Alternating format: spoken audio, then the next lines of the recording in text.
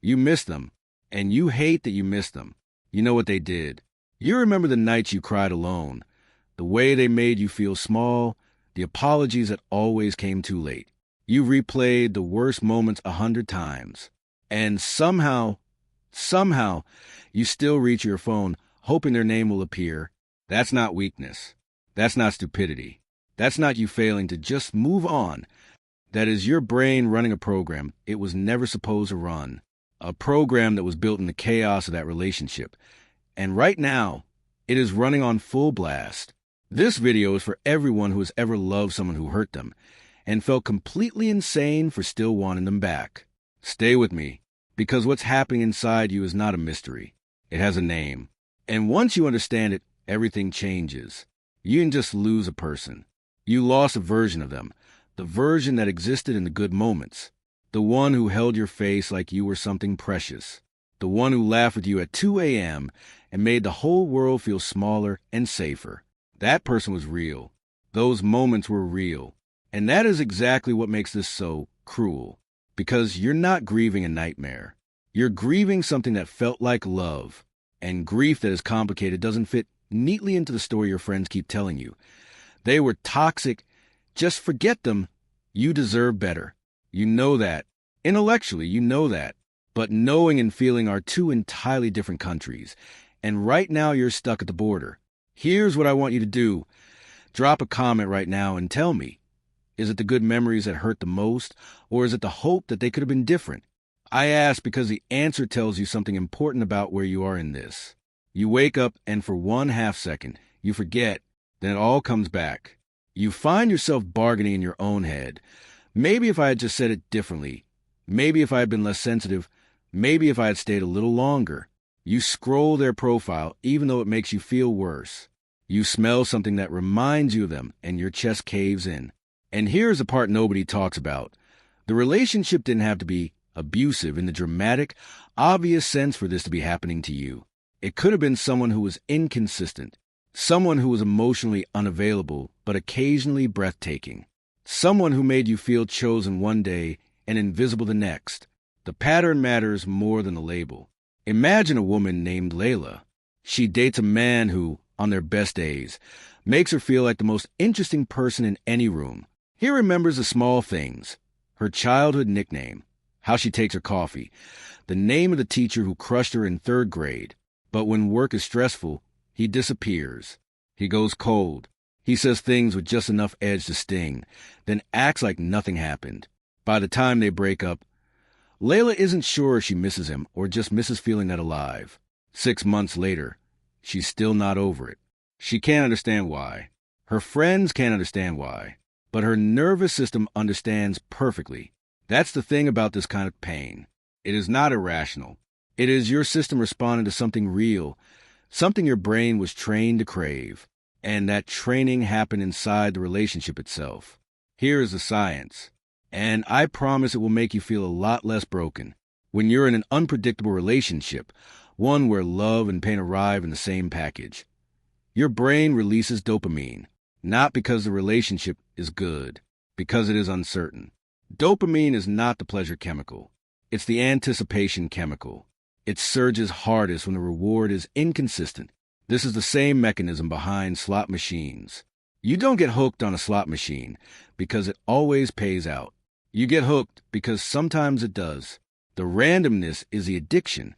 Studies on intermittent reinforcement, the psychological term for unpredictable reward, show it produces stronger behavioral conditioning than consistent reward.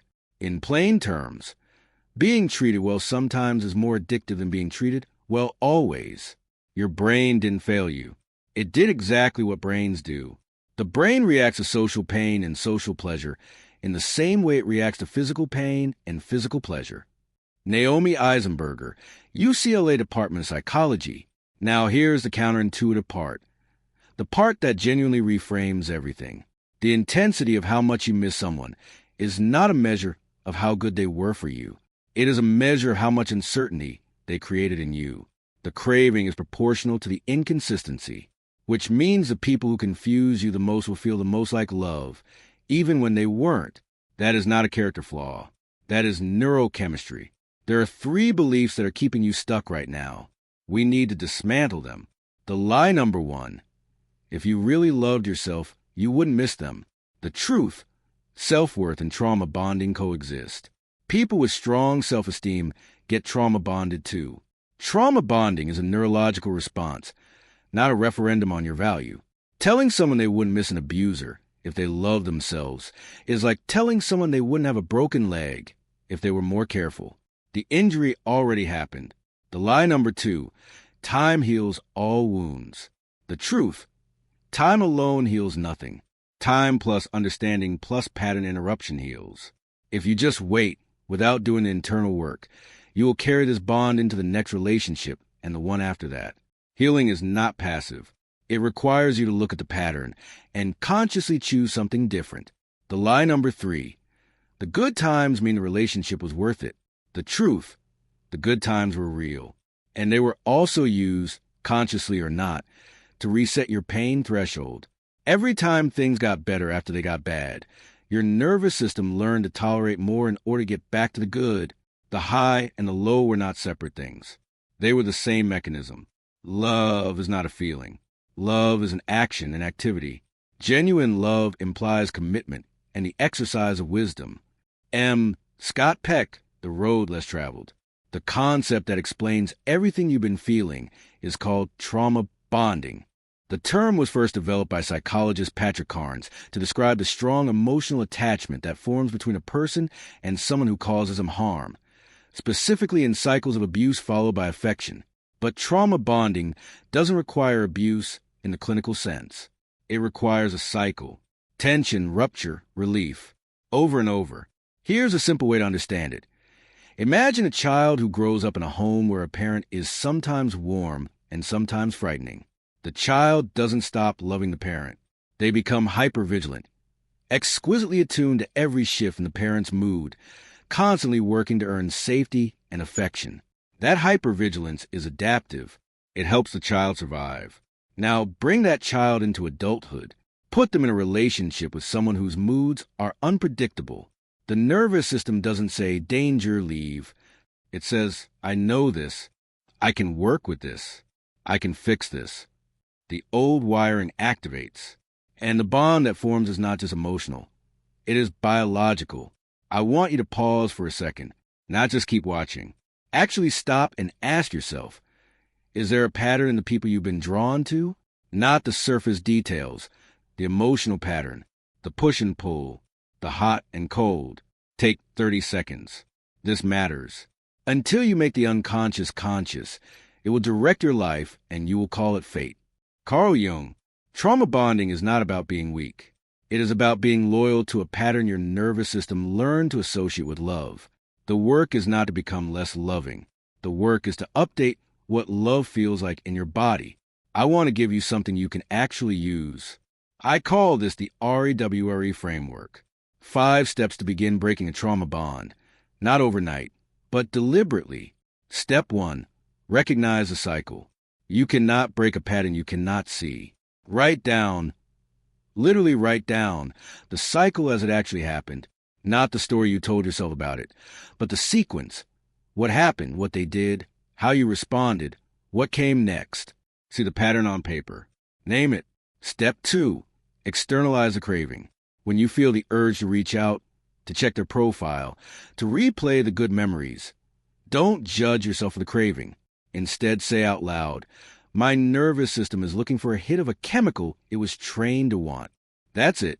No shame, just narration. This creates distance between you and the impulse. Step 3. Widen your window of tolerance. Trauma bonds make us emotionally dysregulated, anxious, numb, swinging between both. You need to practice being in your body without chaos. This means movement, breath work, cold water, therapy, anything that builds your capacity to feel without fleeing. You are literally building a new nervous system baseline. Step 4. Interrupt the narrative. Every time your brain tells you, but they really did love me, maybe I was the problem, interrupt it, not by arguing with it, but by asking, what was happening right before that good moment? Almost always, the warmth came after pain. The pattern exposes a manipulation. even when it was unconscious. Step 5. Redirect toward proof of safe love. Actively seek evidence of what healthy connection looks and feels like. This might be a friendship, a family member, a therapist. The point is to teach your nervous system that love doesn't have to hurt first. You are not looking for a replacement. You are building a new reference point. Comment prompt, tell me in the comments. Which of these 5 steps do you think is hardest for you personally? I read every single comment on this video, and I want to know where you are. These are not affirmations. These are replacements for specific thoughts that are keeping you anchored to someone who is gone. Mindset shift 1, old thought. I miss them, which means I still love them, which means leaving was wrong. New thought. I miss the neurochemical state they created in me. That state was real. That person did not have to be right for me to feel it. Missing someone is not evidence that they were good for you. It is evidence that your brain formed a powerful association. Associations can be updated. Mindset shift 2, old thought. If I stop hoping they'll change, I'm giving up on love. New thought. Releasing hope in this person is not releasing hope in love. It is making room for love that doesn't require me to wait. Hope is not the problem. Misplaced hope is. You don't have to become cynical. You have to become precise. Mindset shift 3, old thought. No one will ever make me feel the way they did. New thought. I don't want to feel that way again. I want to feel something steadier, deeper, and actually safe. The intensity you're grieving was partly pain. The high came with a cost you kept paying. What you are capable of feeling, when it is reciprocal, when it is stable, when it is real, will feel different. Not less, different. And different will eventually feel like relief. The most common form of despair is not being who you are. Soren Kierkegaard. You came into this video confused about your own heart. You leave it with something more useful than reassurance. You leave it with an explanation. You are not broken. You are not pathetic for missing someone who hurt you. You are a person whose nervous system learned to survive in a specific emotional environment, and it is still trying to run those old programs in a world that no longer requires them. That is not a life sentence. It is a starting point. The work ahead of you is not about hating them or yourself or love itself.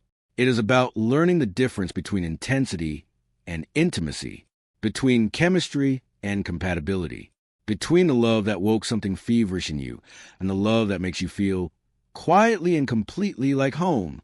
You deserve the second kind, not as a consolation prize, as a baseline.